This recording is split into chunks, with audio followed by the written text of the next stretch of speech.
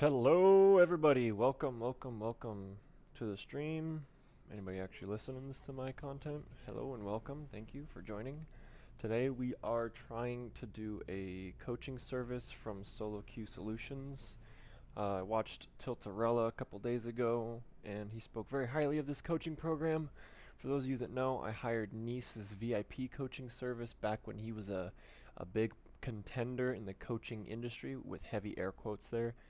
And well, I didn't get any value I love what I out of do. that entire My enemies experience. won't. So we are trying to see if we can improve our gameplay, pick up some extra knowledge. Our macro's already okay. We just need to figure out where it is that we're lacking.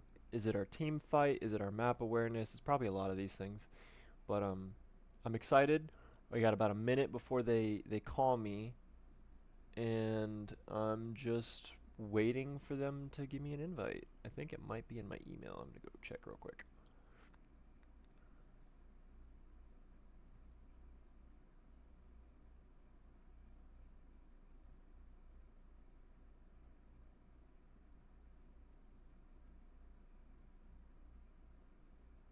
SQS Williams. So it's gonna be William. It is 10 a.m. and has yet to contact me. Is there a different time I should? It is 10 a.m. and William has yet to contact me. Is there a different time I should be ready?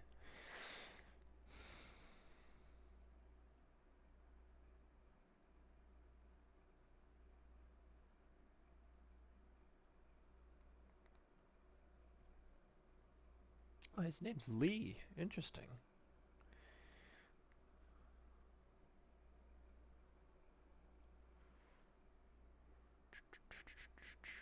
Anyway, so we're stuck waiting.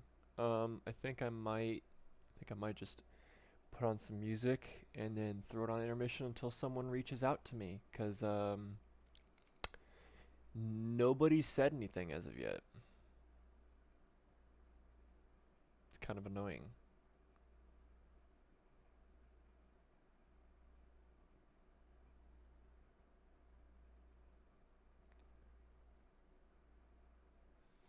Macro Micro Mentality Champion Mastery. Feel free to have a drink, snacks.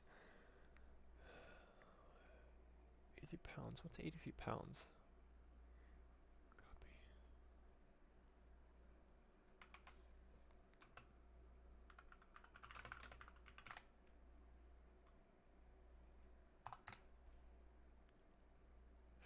It's $107.51 of quote unquote value. This better be fucking worth it. Anyway, let's just pray that we don't get scammed. Not that we're getting scammed, we haven't paid anything as of right now, but it is now 10:02 and they've wasted 2 minutes of my quote unquote free consultation. So I could have gone back to sleep this morning. I woke up early for this.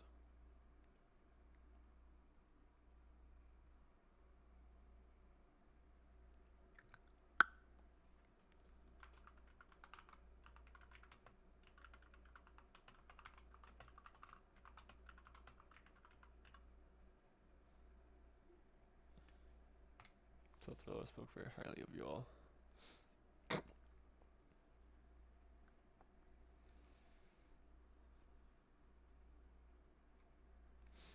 Anyway, I think we're probably gonna watch some YouTube on the side while we're waiting.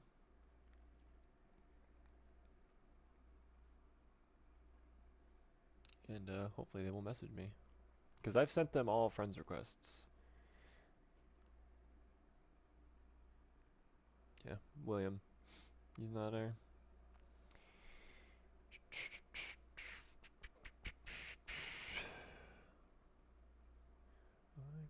Down to earth.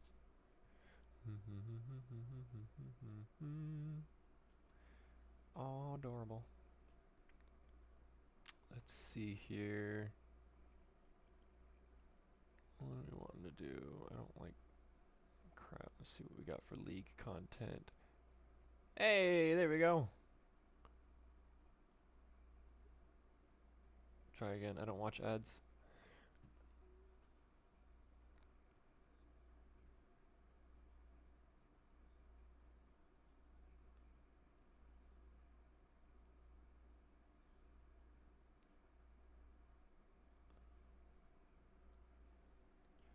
Oh, codename pool party. Okay. Hmm.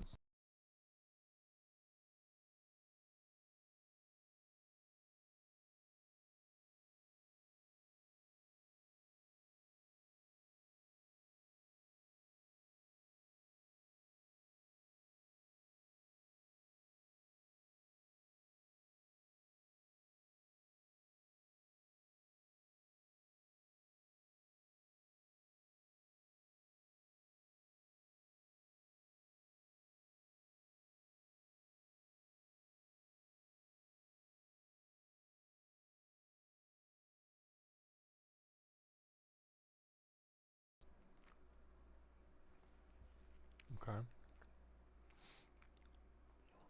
Oh yeah, if you guys haven't followed Necrit and you are actually like interested in League of Legends, this guy covers all the lore, all the major news, all the impertinent information, and he's part of the League Partner Program.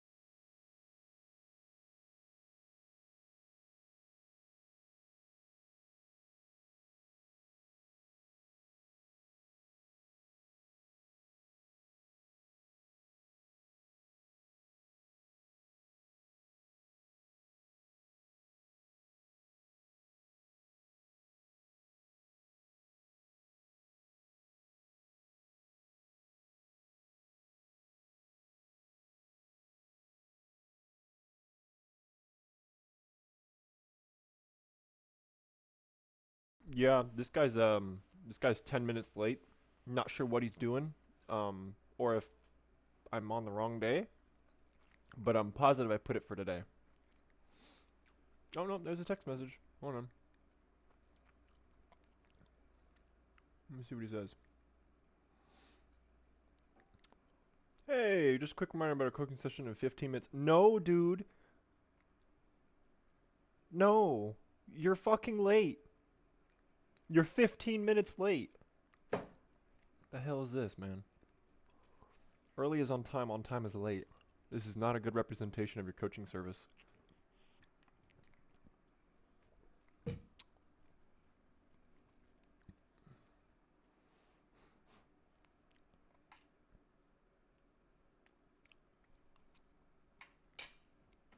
Sorry, I'm chewing right now.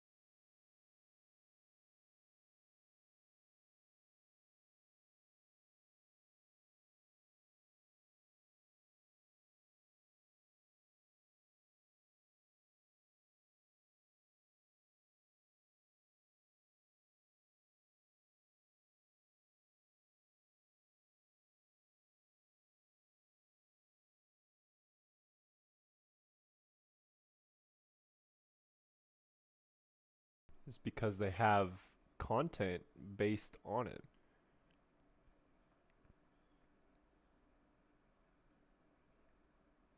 Mm-hmm. I mean, let's be real here. The people that are playing these types of games aren't kids. They're in their 20s and 30s. Think about it. When was Zelda released? When was Kirby released? When was fucking Pokemon? When was Star Fox released? All these games. Hold on, my headset's dying again. All these games were released in the 90s, 80s, and early 2000s. Kids, yeah, sure, the kids of that generation will play the game because their parents let them, but you're not pandering to the children, you're marketing to the adults.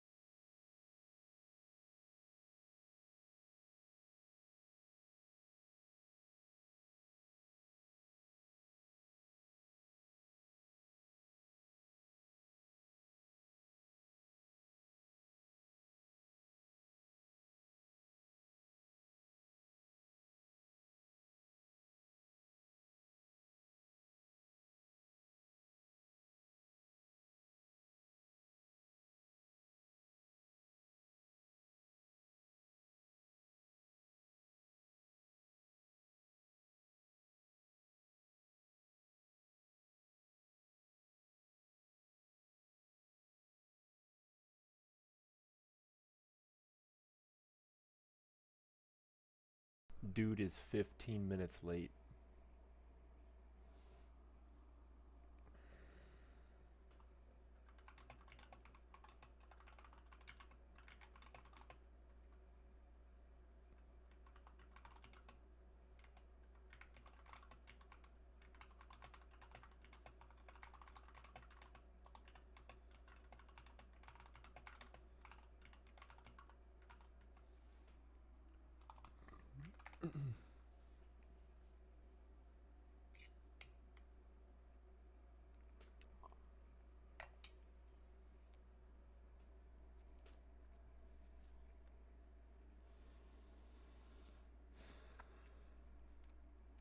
I think I just gave my information to a fucking scammer. Let me show you guys what I was talking about.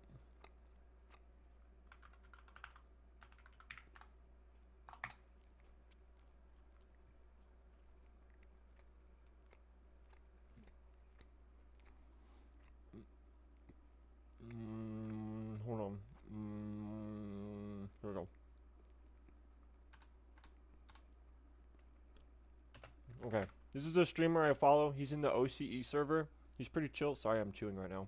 But this is essentially where I got my coaching info from.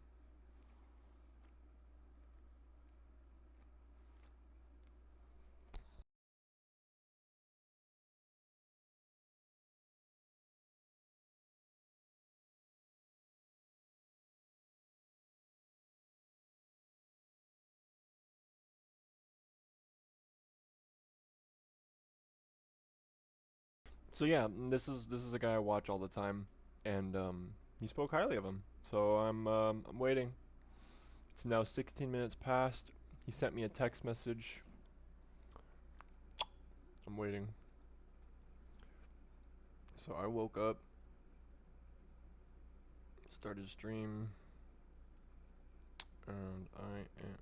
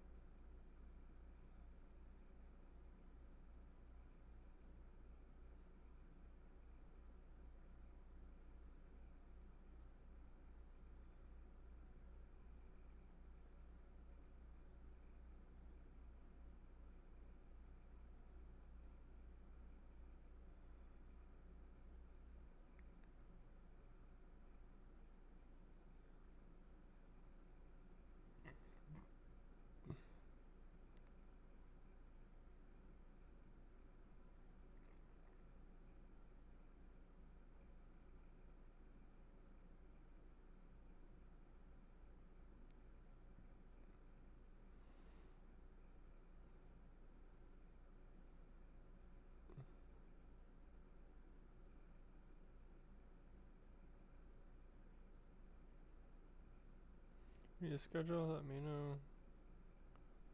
Happy to change the date.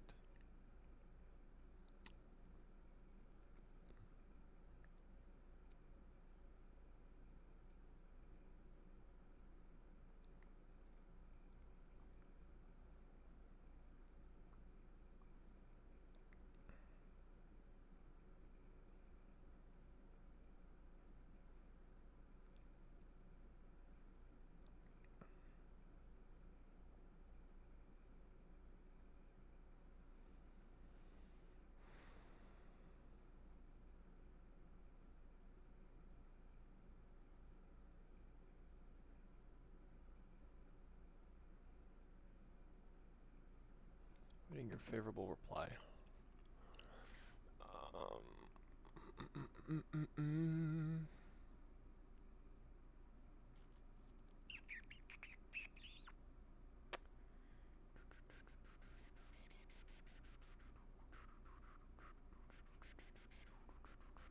All right, let's see some Swarm news. Can't wait for this game. This game, By the way, this game drops tomorrow on the League of Legends live server, so if you want to have a hack slash crawl shooter side scroller type esque game from League, you should check this out. Lots of abilities. It's like a bullet heaven survival vampire survivors type game. Lots of fun, really fun. I played it on the PBE. I didn't want to play too much of it because I didn't want to ruin the experience for when it got to live servers, but I will be playing on my main account, not on my ranked account when the game mode comes out. And yeah, if you want to play with me, feel free to send me an invite. My name is roaming #bro on my main account in NA region.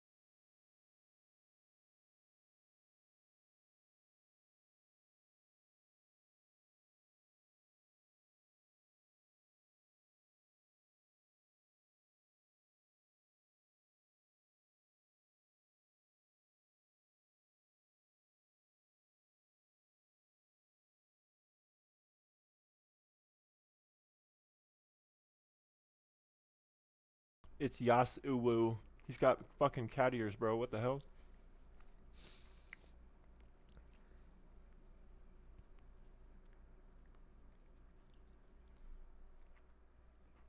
Yeah, it's pretty fun. I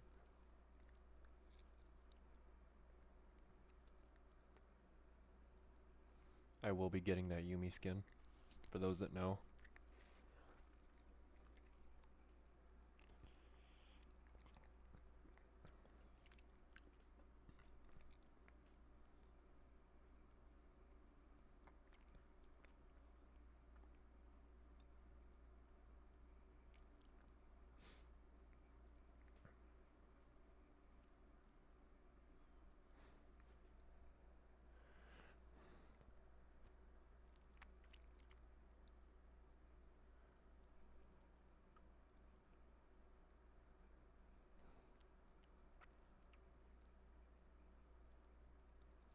Right.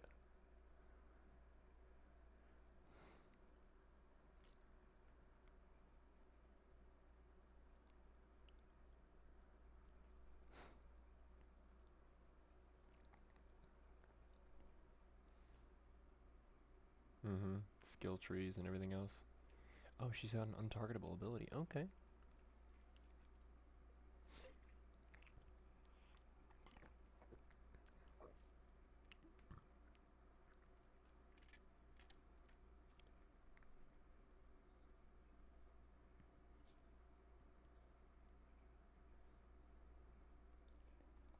Mm-hmm.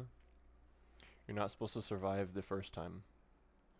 I mean, not supposed to is a strong word, I guess. It's supposed to be extremely difficult in the earlier levels.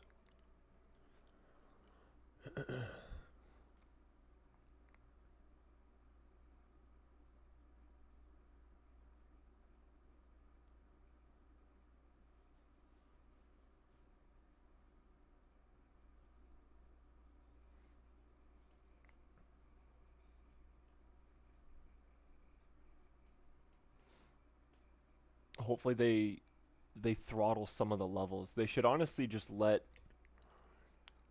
my personal opinion, the way Riot should handle this, you release the first two levels and lock half of the level progression system and you let people try that out. But they released the whole, at least from what I understand to be the whole game mode, um, out early so that everybody could test it out. And then again, you know, they need to test out the game. PBE is their server to do so. But most of the populace is playing on PBE right now, just as he says.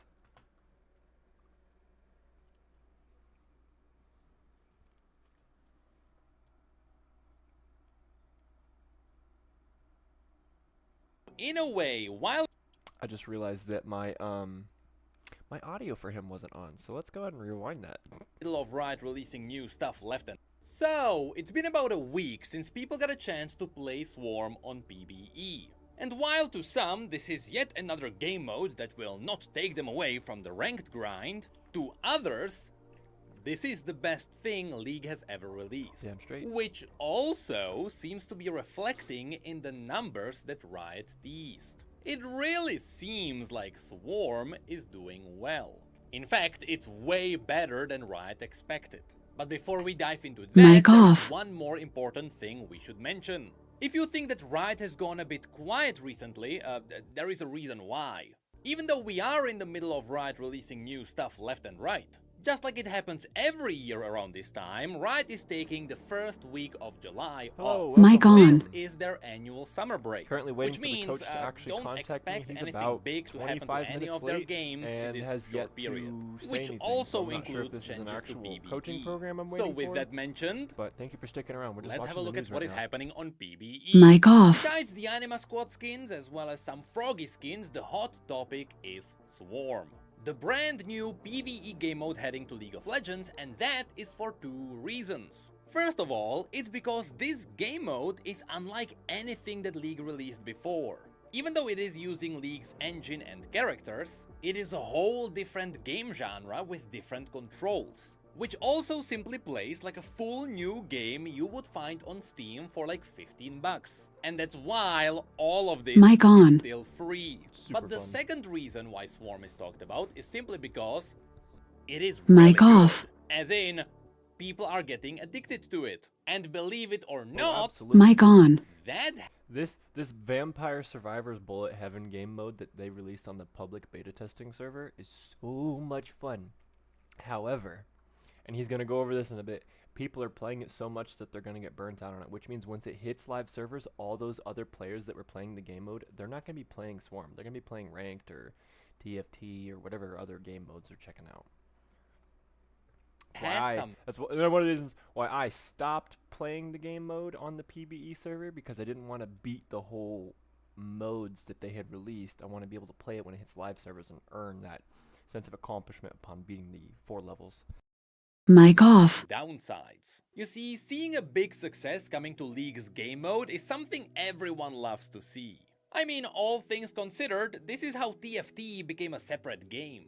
Some of you may not remember this, but TFT started as a separate game mode in League of Legends that wasn't even meant to be permanent at first. And look at it now! Who would have expected that? But somehow, Swarm feels slightly different from people spamming TFT on PvE back in the day. And that's because Swarm is a game mode that actually has a permanent progression. And if you have ever played a Bullet Heaven Survivor game, you'll know exactly what I'm talking about. In many ways, besides Vampire Survivors, Swarm is similar to Hades. In that game, when you start the game for the first time, you simply die very quickly. But then you take all the resources you earned, you buy upgrades with them, and you try again. You do this enough times and eventually you beat the game. This is exactly how Swarm functions too. When you first hop into the game, you are going to die fairly quickly. But every time you lose, you get gold, which you then spend in the client on permanent upgrades to your stats. And you use that to progress through 4 different maps with 4 different bosses. And you even unlock multiple playable characters. Overall, this progression is awesome. But it kinda gets ruined by PvE. As I said, Swarm is currently very popular and we'll dive into the specifics in just a second. But it also means that people are playing this so much, they are getting burned on the game mode before it's even out. Not to mention, of course, the progression on PvE will get wiped before release. So all the accomplishments people got, well, they will have to do them again.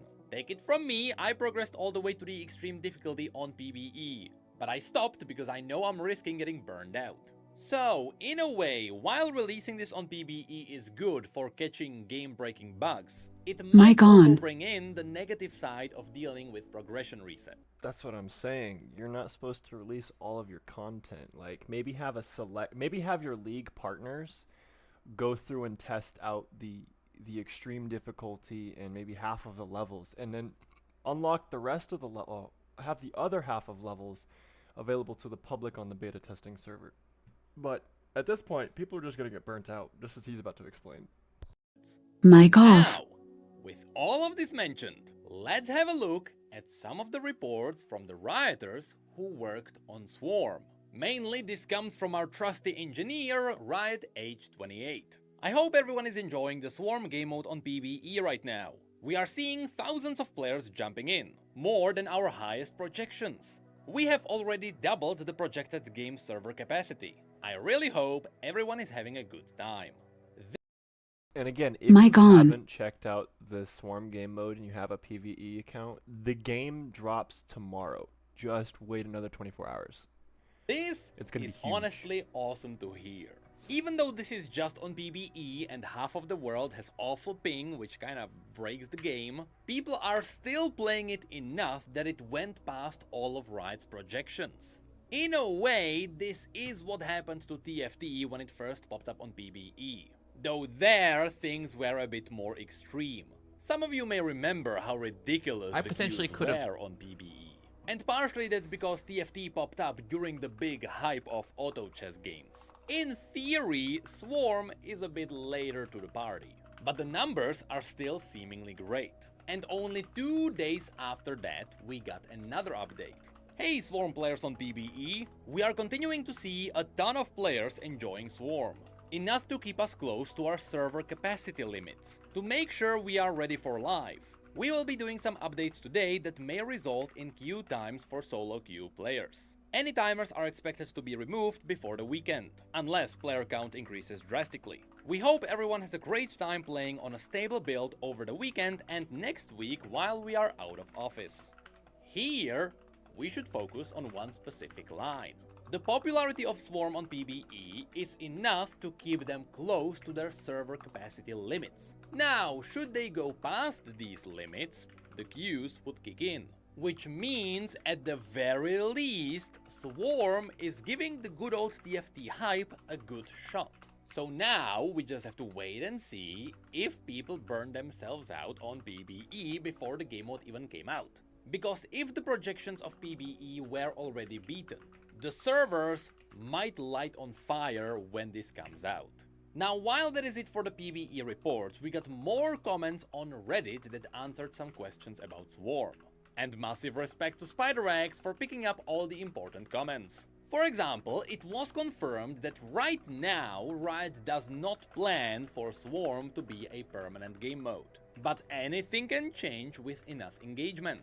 To which H28 replied, "Yeah, this game mode really does not like their servers." From another comment we learned that in the future, for future game modes, Riot would like to keep these longer permanent progressions. At least, whenever they make sense. And I agree, the progression system for Swarm is really good at keeping the players engaged. To be fair, to a certain degree, it also worked for Odyssey back in the day. Next, we also learned that at the beginning they tried to give Swarm the classic right-click controls. But it simply didn't work, because in a game where it is all about precise movement and precise aiming, you really don't want to be doing both with your mouse. Then we also learned that there is the potential for this game mode to make a comeback. This wouldn't mean that they would turn it into a permanent game mode, but it is something similar to what they did with Arena. Should the game mode make a second run, they will try to make it more sustainable for future releases. Connected to this, should this game mode return in the future, they will try to give it more accessibility features. One of which is the possible controller support.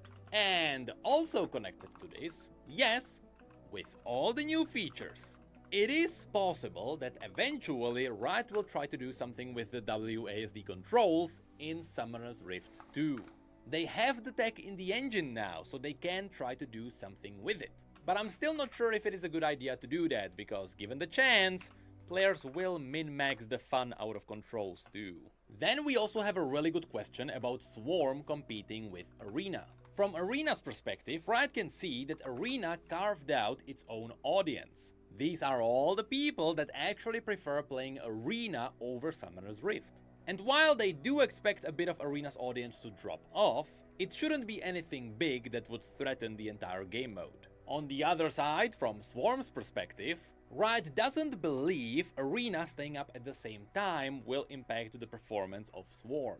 These two are simply two different games with two different audiences. Sure, some people will try both for the novelty of it, but fairly quickly it should be obvious what players prefer what. As we mentioned, Swarm is not planned to be permanent, and for now it will simply stay up as a different kind of experience. Which leads us into the last important question I'd like to mention, and that is performance. Those of you who tried Swarm on PvE might have noticed that the game actually starts with about 200 FPS, and over time things go down a little bit. So even during the most demanding times, it should stay around 60 FPS, with the absolute minimum which Riot is aiming for being 30 FPS. And so far they seem to be landing there.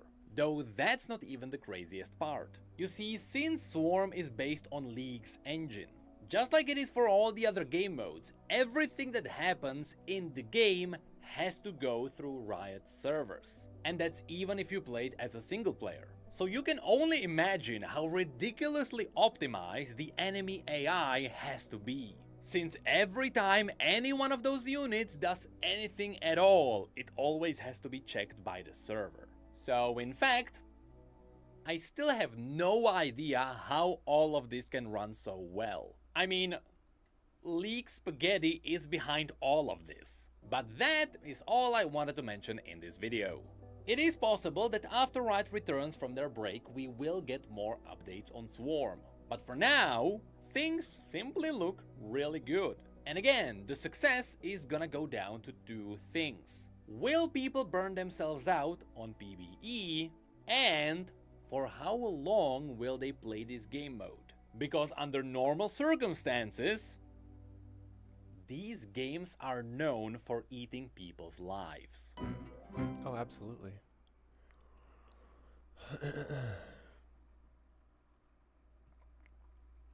Well, we are kind of sitting around with our thumb up our ass. We're just waiting for them to respond it right now. Oh! For as long as video games have existed, People cheat. people trying to break those video games for their own benefit have come along with them. First time I really made a cheat, I was This is Ryusku. He's a League of Legends streamer. He posts RP giveaways and other things on his server. He's in the UK, I believe, or US. But yeah, we're gonna watch this now while we're waiting for the coaching guy. If he actually even fucking shows up at this point. Fuck this guy. like, man, this is awesome, I want to do this more. So Lista was a small I just hope streamer who they're was okay. top 300 I in don't the wish world them in any Valorant, but negativity, it quickly became but, obvious why he if I was said so this- good. Viewers noticed he was If I set a time for a scheduled, if you and me if you as a service set a time up with me as a consumer, and you don't hold yourself accountable to the time agreed upon for said services rendered, don't offer the fucking services. Just don't. Like, show up on time or remove your service from the listing if you can't fucking do anything.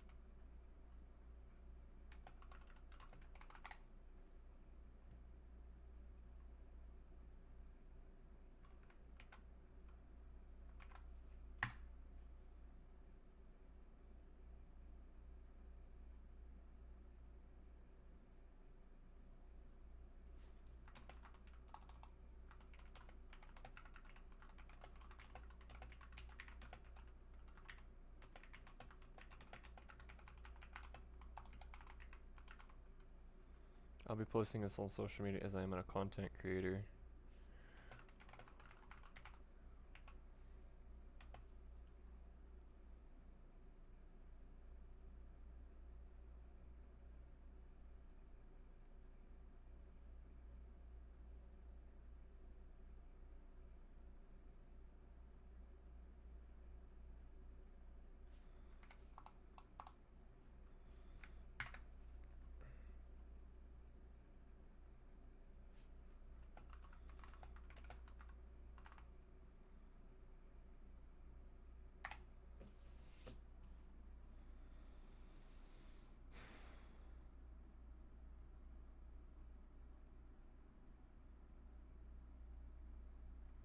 Shooting enemies, but without even clicking the mouse. Over the years, this has resulted in a type of defense that everyone is currently keeping their eye on. League of Legends was introducing something known as Vanguard Anti-Cheat into their game. But the problem with the way that anti-cheat works is that anti-cheat software is basically just a rootkit that we're okay with. Which allows them to see the memory of your entire computer, and you are legally allowing them to do this. And you can't blame any anti-cheat software out there. For them to protect their games, they have to do this. The Cold War of cheating has escalated to that level. Running at the deepest level of your system, kernel-level anti-cheat has been hailed as the most effective way of stopping cheaters. So how do they still manage to break through? Very curious. Let me explain. Drop the info, Ryusku.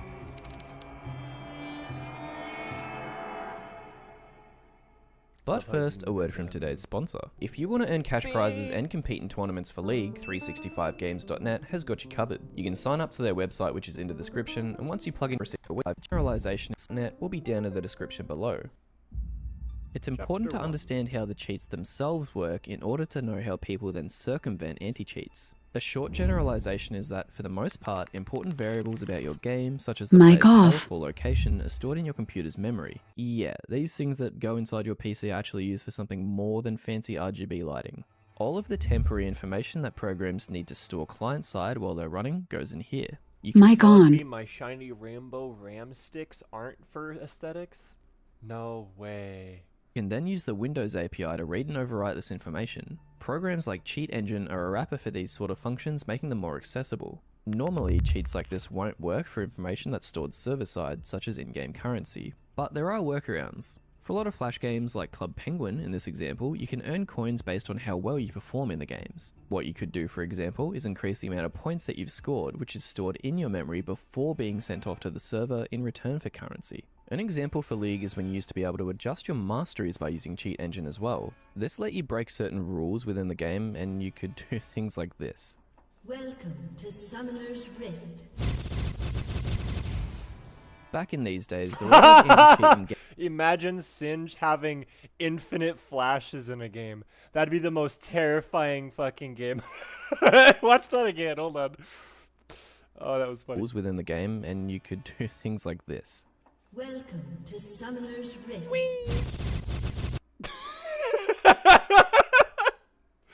Oh, that's funny. Back in these days, the role of anti-cheat in games was to intercept this third-party program before it could read or write any changes to the allocated memory For those space. that are joining, the industry I standard am back then currently was waiting Punkbuster, for, which hold is on. For those that are waiting in the stream, I appreciate you stopping by. However, the coaching service program that I'm requesting has yet to respond. Here's actually the messages. I set it up for 10 a.m. It's now 10:44 a.m. here in the States, in the location that I'm at, and he's about 44 minutes late. I've contacted the head of Solo Queue Solutions. They haven't said anything either, and I messaged the person who's supposed to be messaging me. He also texted me stating that he was going to be on in 15 minutes. That's not the case. It's been 40 minutes. You are very late. And yeah. you'd So now we're probably just run into watching if you this. played any FPS games around the early 2000s. Your system has varying levels of user access that extend far beyond the standard user and administrator access that you can see in your control panel. When the anti-cheat arms race was still fresh and before kernel-level solutions were being widely used, developers would use this type of anti-cheat which ran at the user level. The software was able to block third-party access to the necessary portions of the Windows API, thus preventing any information from being written to the game's memory. As time went on though, this too would be bypassed. Aside from external cheats, which is what we've just covered, there's also a method of cheating internally. What this means is that the modified code is run internally within the game files, and as such has direct access to the game's memory. Typically this is done by injecting custom code through DLL files into the game. For example, this code could display a player's health and position on your screen, no matter where they are on the map. But again, since we're directly modifying game files here, it's fairly straightforward for an anti-cheat to scan for changes and take care of the malicious code. Both hackers and developers ended up surpassing this stage pretty quickly, so that leads us a bit deeper into the kernel.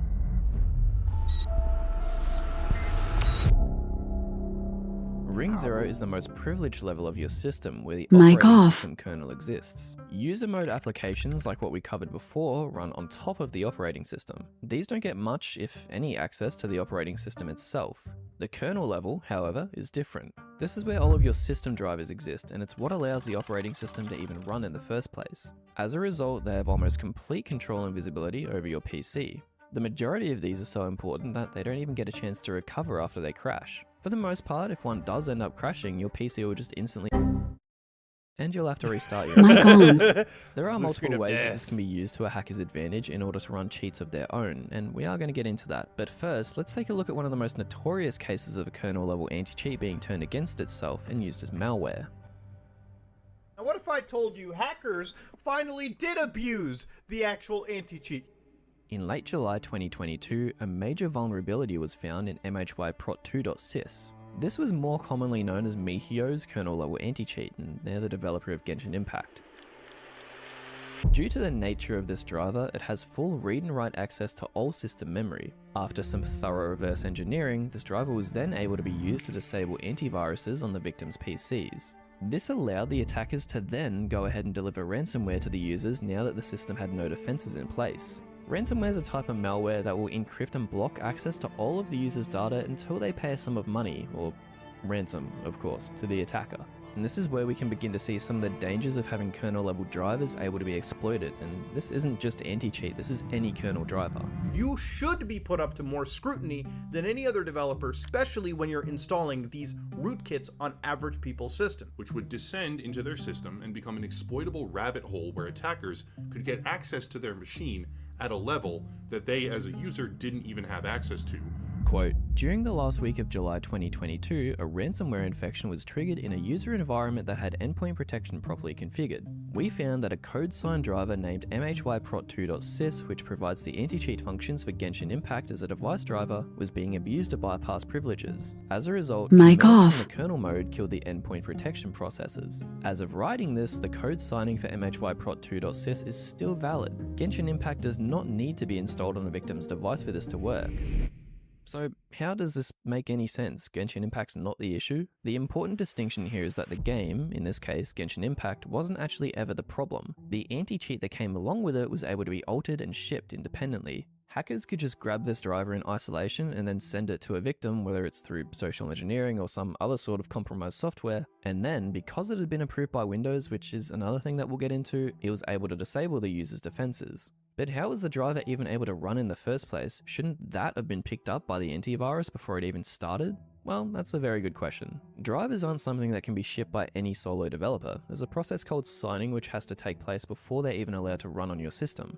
Again, there is a way around this, but that's for more so when you're the one doing the hacking, like if you made a driver and wanted to use it to circumvent kernel-level anti-cheat, which we'll get to soon. Anyway, signing a driver involves signing up for a Microsoft developer account, which involves providing identification and even a payment to Microsoft. After this, the driver is sent off to them where they perform their own checks, and if they deem it valid, they can go ahead with a process called digital signing, which allows the driver to be installed and run without tripping up any security warnings. And this is why when a signed driver, which all of them that are currently running on your PC, unless you're Mic up to no on. good, is exploited, it's kind of a big deal because essentially Microsoft has given the all clear for something nefarious to have full reign over your system, which is why companies like Microsoft really try to push updates on you as much as possible. Like, seriously, The other and slightly more concerning component to this is that after the compromised driver was signed and released out into the world, there's not a lot that can be done to go back on it. It's not like Microsoft can reach out into someone's PC and just delete the driver if they still have it on their system. So even in 2024 or whenever you're watching this video, if someone had the old compromised driver and then sent it to someone with an older version of Windows that hadn't been updated, it could still be used to this day for malicious purposes. It is still rare to find a module with code signing as a device driver that can be abused. The point of this case is that a legitimate device driver module with valid code signing has the capability to bypass privileges from user mode to kernel mode. Even if a vendor acknowledges the privilege bypass as a vulnerability and provides a fix, the module cannot be erased once it's been distributed. Certificate revocation and antivirus detection might help to discourage the abuse, but there are no solutions at this time. So, how does a hacker use all of this information to bypass a kernel level anti-cheat such as Vanguard?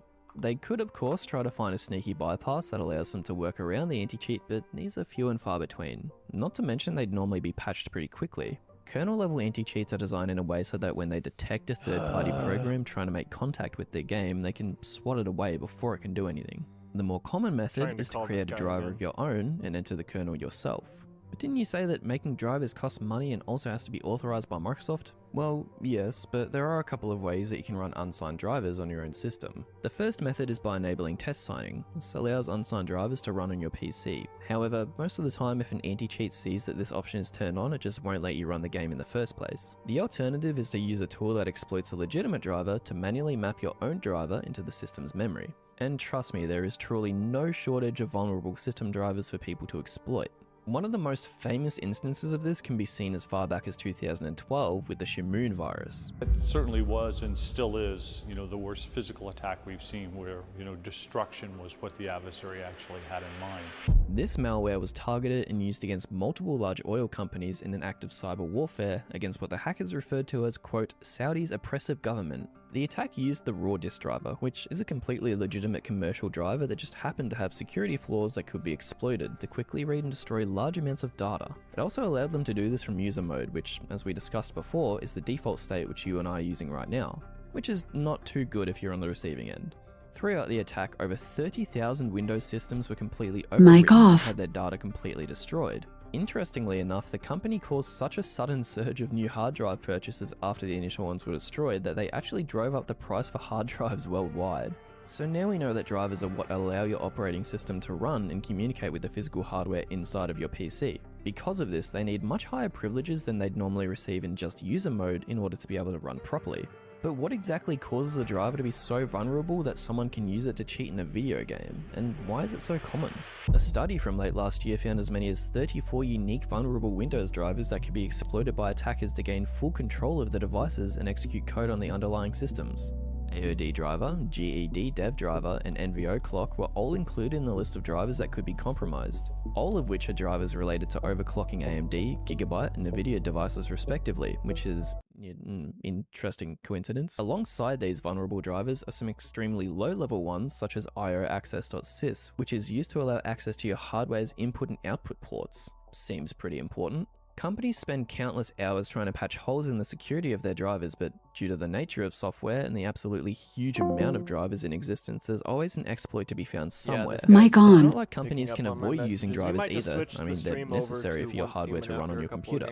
When you think about it, nearly every single device has to have some sort of driver in order to be able to function with your PC at all. Every mouse, keyboard, printer, these all have their own potentially vulnerable drivers. Some examples of these exploits include taking advantage of unprotected I/O control requests, otherwise known as input-output control. This is a mechanism that allows applications in user mode to communicate with kernel-level drivers. It might kind of sound insecure, but it's actually fairly common.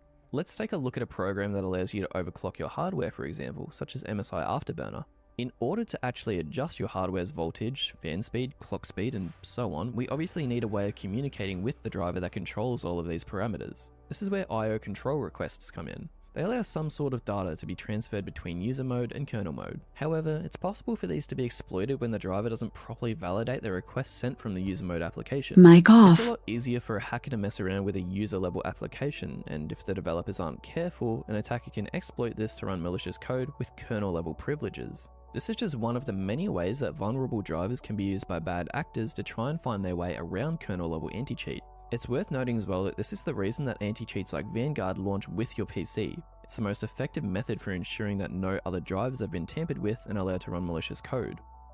A large part of this is Riot and other developers keeping a database of these vulnerable drivers and doing their best to keep an eye on them, or if they notice any abnormalities, blocking them. You can sort of imagine it like a race. Whichever driver manages to boot first will 9 times out of 10 be able to beat the other in accomplishing its mission. This is what sometimes leads attackers to just creating their own driver and trying to develop it in such a way that it will load as early as possible in the boot process. But kernel development is generally really finicky. You'll typically need to set up a whole virtual machine to run your code during development to prevent your entire system from crashing each time you make an error. This isn't the end-all be-all of cheating though. There's one more method that I wanted to dive into. After all, kernel drivers are just a middleman between the user and the hardware. So to avoid all of this nonsense, what if we could just go straight to the hardware level?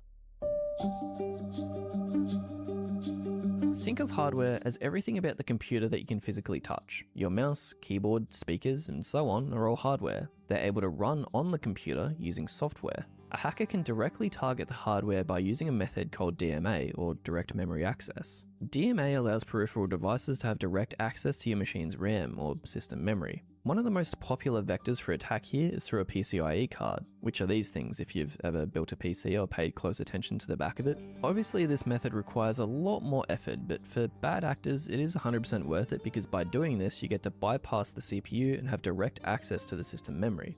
Anti-cheats historically have had a really hard time with hardware cheats due to the fact that they can just evade any CPU scans and also they don't need to mess around with injection or anything like that. This is compounded by the fact that all the malicious code is run on a different device entirely, making it even harder for the anti-cheat to spot anything suspicious. In an ideal scenario, a DMA setup for cheating involves 2 PCs. One PC is to run the game on and the second PC is to run all of the cheats. This helps to add another layer of protection. PC1 will be the system that houses the DMA board and PC2 will connect to the board by using a cable. PC1 sends all of the information necessary from the game's memory to the second PC, which will then in turn process it in order to implement all of the cheats. There's a couple of ways that a hacker can use this information. One of the most popular, in FPS games at least, is using the second PC as a radar PC, where all of the wall hacks will appear on the second monitor while the main monitor stays clean. This is also a really popular method for people who want to stream while using cheats, because the average viewer can't see anything different, it just looks normal. On top of this though, there's also something called fuses, which allow the 2 displays to be combined into one. This is essentially what a regular hack would look like without hardware implementation, but because it's being run on the second PC and then being fused into the first one, it's a lot harder to detect. In more extreme scenarios, the second PC can also send inputs back to the main PC, such as aiming or shooting, allowing the cheater to appear as though they're playing legitimately even though this is far from true. This does require even more additional hardware though. To ensure the hacker doesn't get detected, the mouse and keyboard will be plugged into a device similar to this, which can emulate the peripheral inputs to allow them to look like normal gameplay. If you've heard the term Arduino bypass, this also works in a similar way. It appears like a legitimate input device and it has inputs that can mimic that of an actual player.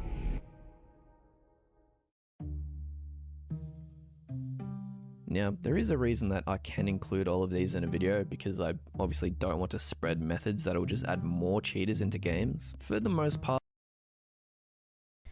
Mic on. This is just wasting time at this point, man. But all of I don't really care about these random methods have access already been memory patched info. by all major anti-cheats, especially Vanguard. For example, Vanguard, which I'll hone in on since this channel does primarily talk about League and Riot games, released an update earlier this year that patched the DMA and Arduino bypass methods. Remember how we mentioned that DMA exploits use the PCIe slot of your computer? Whenever you launch a game that's protected by Vanguard, it scans your PCIe slot and extracts the data. From here it can see if anything suspicious is connected, and if so, the player will be eventually banned. This led to one of Valorant's biggest ban waves ever, especially when everyone thought that they were extremely safe using hardware cheats. It led to a bit of an uproar. Buy me, buddy, you have 70k. Oh no! What? Oh no! What did I do? Or is it just saying Val 5 RIP? Wait, so it's not color ant problem? I got Val 5. We had 5 people playing?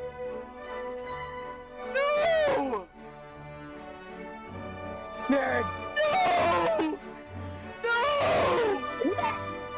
No!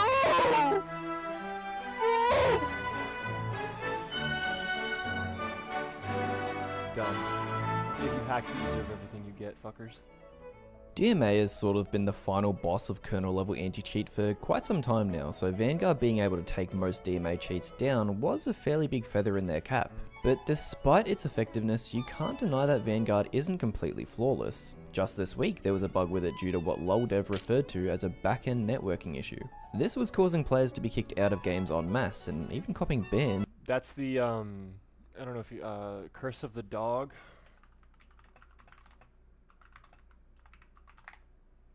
Curse of the Dog is essentially a line of, it's this little emote right here. I don't know if you can see this. Hold on, let me zoom in a little bit more. It's this little emote right here. Oops, hold on, I can't like click and drag. Okay, anyway. If you type in this little swoosh dash little nose icon dot and then the squiggle for the other ear, and you type it in like 9 times, it will forcibly kick anyone who physically sees that message in game that's not the sender. And what it does is it forces your system, and he's going to explain this too, it forces your system to essentially eat all your RAM in an instant. Mic off. Thinking they were abandoning games or going AFK. At the end of the day, stopping cheaters has to be weighed up and balanced with user privacy, and that's an issue that game devs are going to be facing at least for the foreseeable future. It also poses a question for the player. Do you trust the developer of the game that you're playing? I hope this video was educational and you learned a thing or two about how these cheats actually work. Of course, this is all in a post-anti-cheat age, so if you're curious about what League cheats look like when they were actually possible and they weren't just scripting, make sure you subscribe so you don't miss out on the next video. If you want to get a bunch of cool benefits like early access to these videos or... Anyway, yeah. Mic on. Content, go check it out. I'm gonna go ahead and close that out there.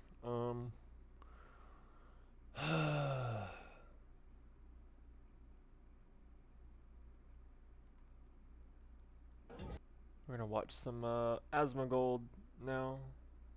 Come on, reset. I'm not watching ads. I'm sure a lot of you are already aware, but it has been announced that Crunchyroll has completely removed the comment section on the platform, including from episodes and articles. Wait, this what? is a very radical decision, one that really removes one of the most separating features they have compared to all other streaming services that have anime. And isn't it It's funny to me because like I have Crunchyroll. I didn't even know they had comments because I just have the app on my PlayStation 4 over there. To be completely honest, you don't need to comment on it. You just need to like or dislike. If you don't like it, move on. And I just watch anime. However, if you want to talk about something and you don't have an actual platform to talk about it, you're forced to go on social medias, which that's what they want anyway. They're trying to get you to talk about their shit on other platforms, which increases their visibility, increases their reach, and blah, blah, blah, blah. On it. I've never read a comment. I didn't even know you could make comments. Funny how every time all these companies make decisions that are apparently to make the site more user-friendly, they spend all their time removing things that are actually liked by the users. But before we get into my personal reaction, also kind of the group reaction to this on social media, let's read the reasoning from Crunchyroll themselves for this decision. So titled, Protecting Our Community. Why is Crunchyroll disabling comments? At Crunchyroll, we prioritize creating a safe and respectful community environment. To maintain this standard, we are hiding all existing user-generated content, including comments and reviews across all of our platforms and experiences. We're striving. See, like, to me, I think the problem really is removing the reviews. Because, like, I could easily see where the comments could be, like, super inappropriate or, like, really bad or spam or something like that, right? But, like, removing the reviews, that's crazy. We're always striving to enhance the user experience for our fans, including how they connect over the content they love. We encourage fans to share comments and connect with other fans on our social media channels. The user rate. I fucking called it. I fucking called it. They don't want you talking on their fucking platform. They just want you liking and disliking. They want you to talk about it on other social medias, which increases their outreach, increases their touch, and everybody else. Rating system will, however, remain allowing you to express your opinions through star ratings. Of course. Yeah, guys, it's for your safety, numbnuts. Don't you get it? We're actually the good guys. We're looking out for you. Anytime that a website does something for user safety, I usually assume that it will be bad. Like, anytime I hear we're doing this to keep the website safe, it's It's not your job to keep me safe. It's my job to keep myself safe. It's never followed by anything that's in my best interest. Be trusted to deal with people making comments that you might not like. You're too weak to deal with that, so we're gonna save you. Yeah, it's a big load of malarkey. I think this has to do a lot with cutting corners and cutting costs, as always. But on top of that, avoiding... That's actually a really good point that he brings up, is that they probably have to have content moderators for the comments. Oh, absolutely. And they're paying these content There's probably some fucking cheese pizza fuckers that are commenting on some of the fucking isekais or kohai school anime shows and shit like that. Weird fuckers. Moderators for the comments, money. And it's like, if you didn't have the comments, you wouldn't need the content moderators. So, like, what value are the comments really providing? Like, why would you give a Mic fuck? No, off. actually, it makes sense. If you look at it from that perspective, it does. Criticism. So, let's start with this decision itself. It is a terrible one. I think 99% of people do not like this decision because this feature, the comment section, especially on episodes, is what separates this platform from any others that stream anime. Idea. It is something unique that most didn't don't know have. that. This was something that people could actually utilize. This was something that I did. I haven't had a Crunchyroll subscription in many years, but back when I did, that was one of my favorite things. After an episode, go to the comment section, see what people had to say about the episode. And yes, I've never done sometimes that. you're going to run into trolls. You're going to run into spoilers. But guess what? That's the internet, okay? It's going to happen no matter where you're looking for any sort of feedback on an episode you just watched. And on top of that, if you have an issue, right? If you have an issue with people spamming things, doing misleading things in the comment sections of Just these don't episodes, look at you know them. what you do? More moderation. It's that simple. Well, that's why they don't do it.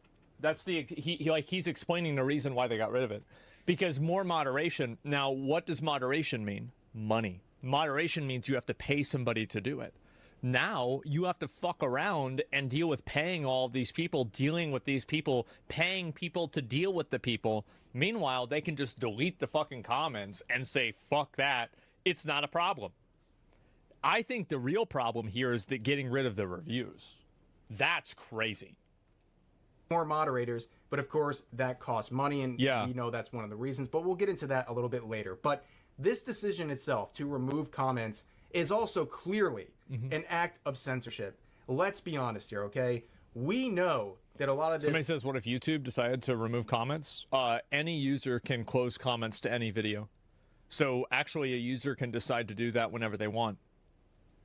Is to censor negative reviews on episodes, negative reviews on articles, things like that. Because I believe in Crunchyroll's mind, they think if people are leaving negative comments about an episode, people might look at the comments first and say, a lot of people don't like this, or a lot of people don't like this series, or this article must be pretty bad. So they either leave negative comments themselves, or they just avoid it completely. And I guess that I think that's true, and I actually don't like that. I don't think you should change it based off of this, but I think it's very true, and it's a problem that, like, people look at the consensus of something, and then they're like, that kind of shades the way that they see it.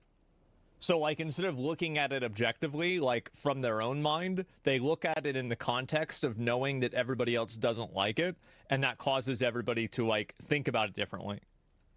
Their reasoning behind this decision, and really, with Crunchyroll and censorship, is it really that surprising that they would do something like that? No, it's really not. And the second reason I think they're doing this is to cut corners. Like I mentioned, that's the real reason, they need more moderation if there's an issue with these comment sections going awry. And of course, to have more moderation, what do you got to do? You got to pay more moderators. And time again, Crunchyroll has proven that they don't want to go the extra mile when it comes to paying for things like that. And on top of all this situation, of course, it's Crunchyroll. Why would they do anything that's beyond what they have to do? They have been squeezing money out of their customers for years. That's what every company does. Like, that's just, I think every streaming company, I don't know about Crunchyroll, but, like, I've never heard of a streaming company being profitable. I think that the companies that are trying to get into streaming are trying to get into it because they think that it will be profitable in the future. And what's happening now is that people are realizing, like, there's a market cap on streaming. There's only so many people that are going to want to buy streaming services. There's only so many streaming services that can exist in the public space. And so now you're seeing these companies cut corners like crazy. instead of just giving out free trials and saying no ads, now they're trying to like double down on monetization because that endless growth is plateauing out. And so I think that's the real reason, because none of these companies are making any money. Yeah. Mic on. I'm bored. Okay, let's get some Bass Bangers NCR.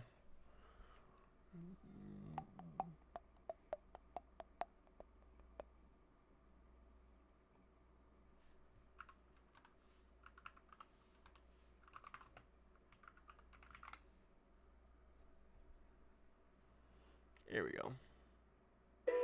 No. I need a longer one than that. Longer mix.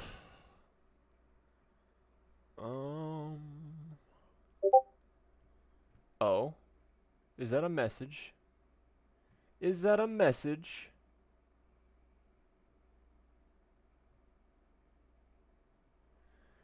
No, it is not a message.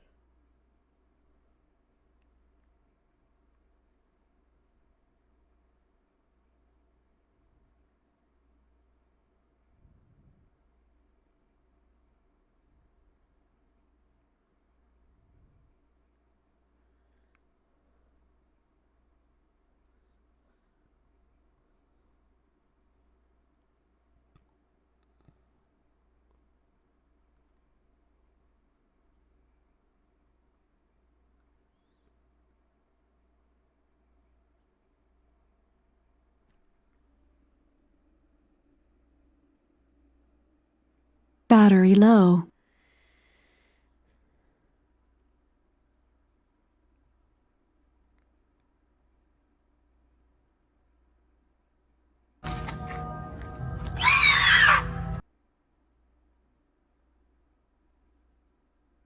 Weird.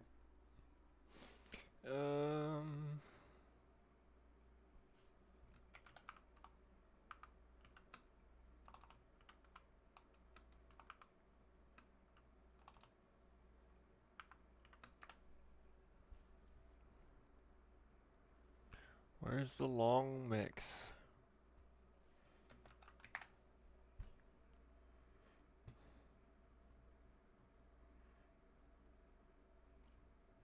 I don't have a larger mix than that.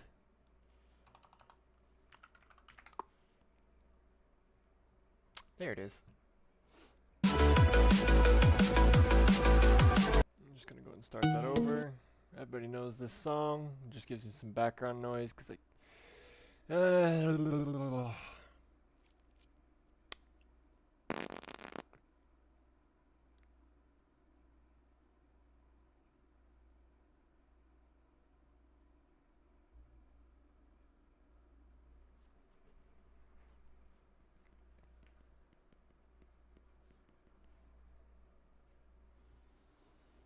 know, I might add another layer in here. Can I like minimize this into just a posting of the song? Really nice.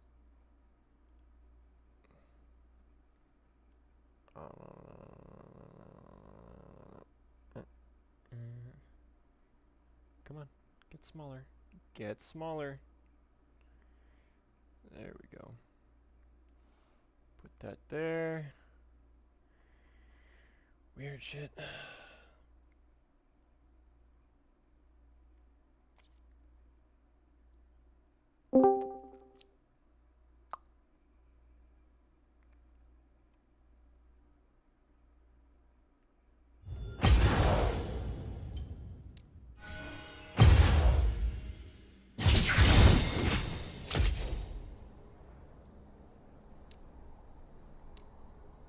Is this Tommy Boy?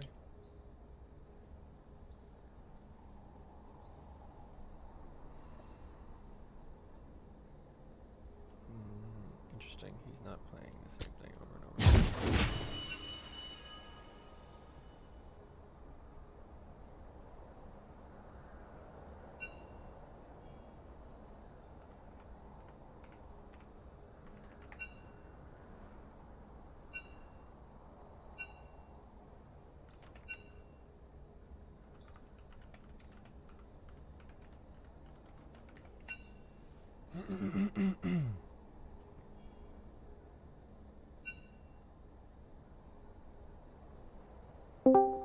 Hey, what's up, Dylan? How you doing? Hey, I'm good. All right. Just so you know, I'm just letting you know I'm streaming right now. I'm just testing out my Discord audio. Can you speak for me? Yeah, no problem. Just non-stop. Just keep speaking. Keep speaking. Okay.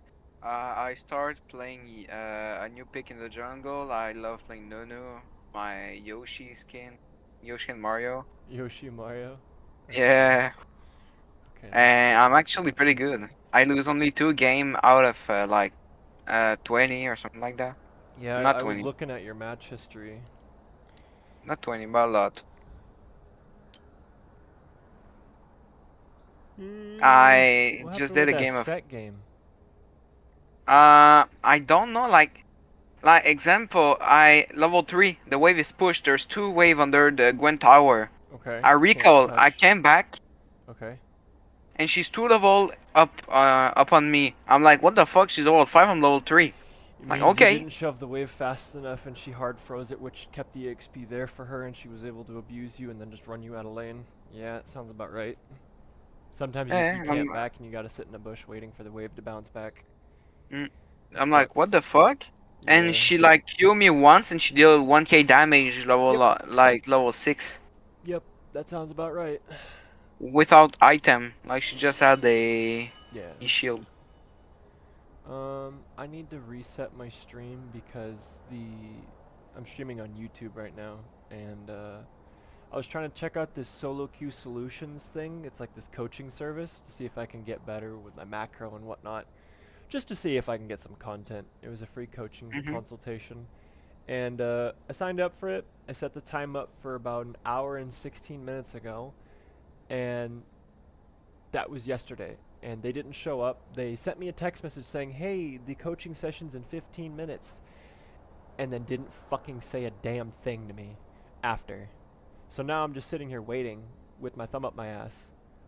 And there's nobody here. There's nobody messaging me. I've messaged the people in Discord. They're not responding. I can only assume that Solo Queue Solutions is an outright scam, or they're not up to snuff to be able to service actual live service requests and coachings. But if you see any ads for Solo Queue Solutions, don't fucking click it. Okay. Let me get my runes and shit ready. I literally haven't played in forever. Oh, it's okay. I saw your bronze too. I have 2. Just chill.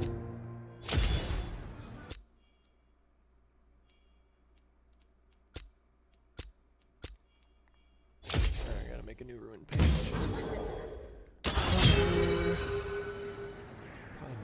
Presence of mind, haste, and then cut down for the cheeky E when I hit them. And then we'll go demolish with second wind, double adaptive, there ain't no bitch, and then we'll take this, and this is gonna be key stand.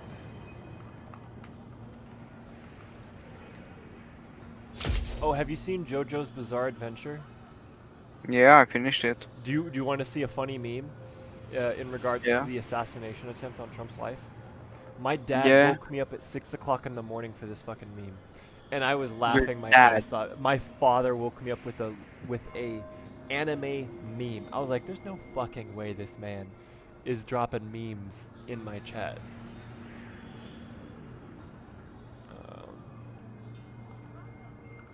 Okay.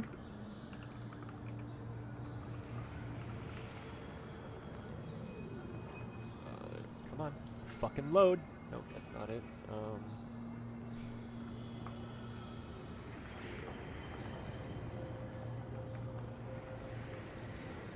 Alright.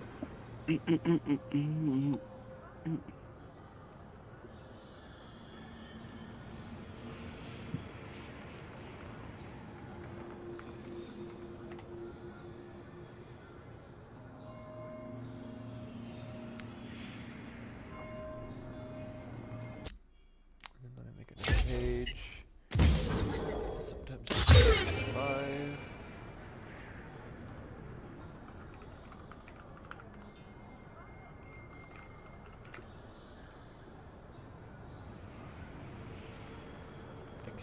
me?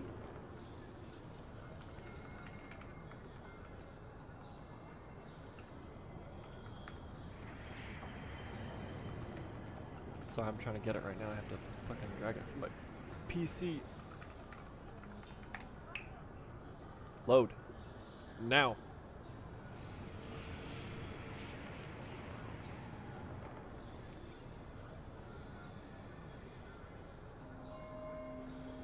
Okay, I'm sending it. Hold on, just gotta wait for the messages to load. Come on, Facebook! Work! I don't not pay you for nothing, fuckers.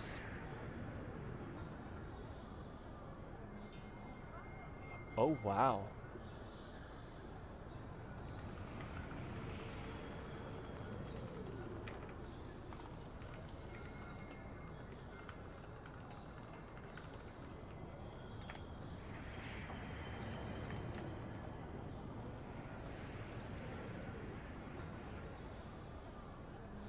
Wow. Okay, so Facebook is fucking corrupt as shit. They just deleted all of my fucking history with my father. So I can't even pull up that fucking meme. Oh yeah, it did that to me once. They said violation because I'm too young. Okay, too young. And they delete my account after. I mean, I don't message people on public platform. I message in private messages and shit like that. And I definitely don't break terms of service. We post memes. Memes should not be fucking moderated. I only talk with my mom.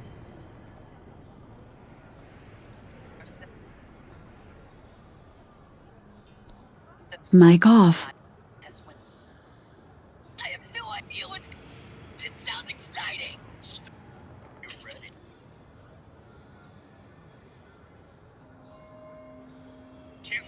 Mic on.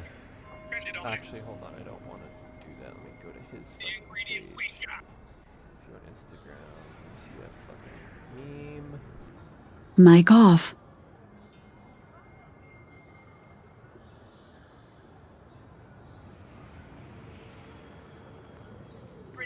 Like that?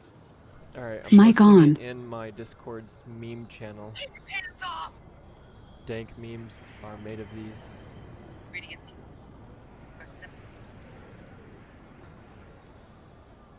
Hey, what the fuck, man? Bro, you just wait, okay? You napkin, you had it. But I goblet, apple, rested. Here, just say that. Not like. Must be confused. Talking.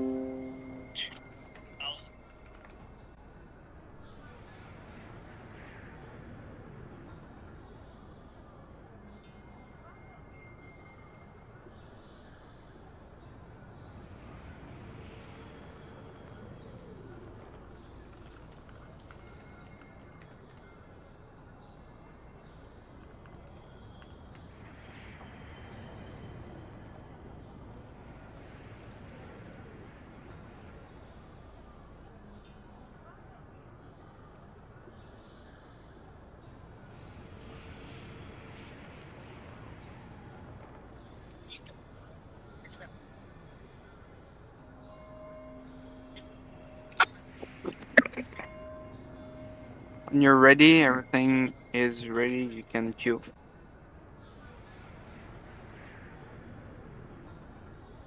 Sorry about the wait. Mic off. Mic on. Give me a sec. I need to drop a group post in the League of Legends server because I don't want anyone else signing up for this fucking scam. General.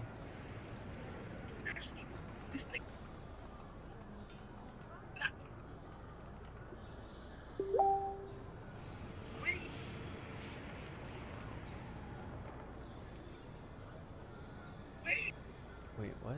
Is he not showing up? SQS William, yeah, that's him.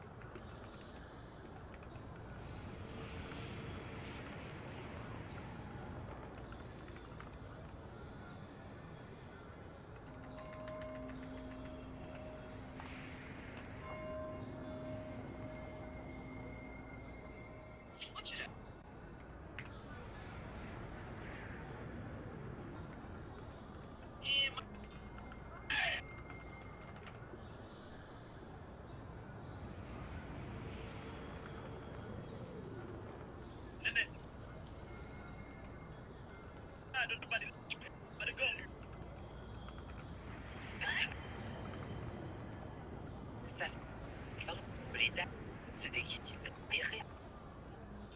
Ça, c'est un casque. Et s'il est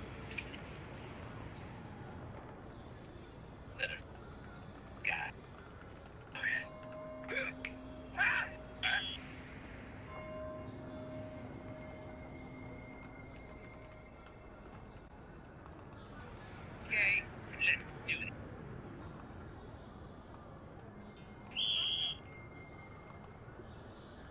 You've gotta be kidding. Better.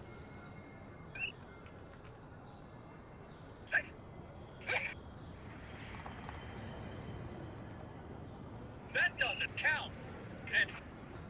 You can't just jump. Take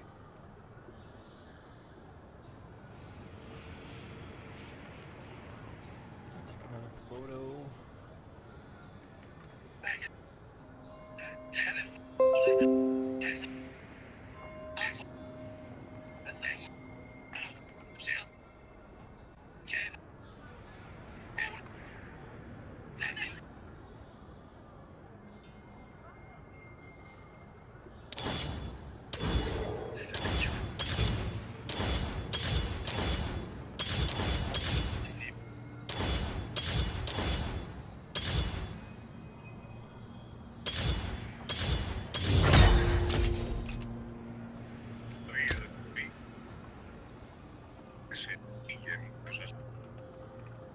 Arriesgamos. Tenemos poder sobre aquellos que ofrecen su y su servicio a nuestro. Nos vemos con la vida. Just another minute, man. Yeah.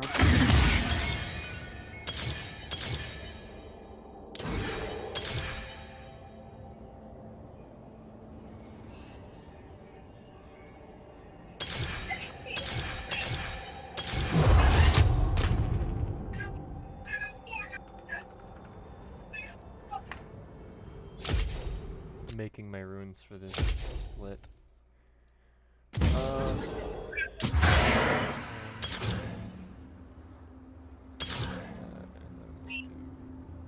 Growth. Obviously, we're gonna go.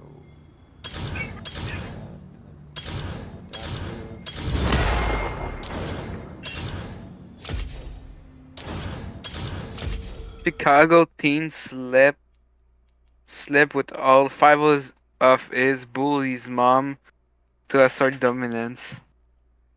Fucking Shit. Giga Chad, bro. Yeah.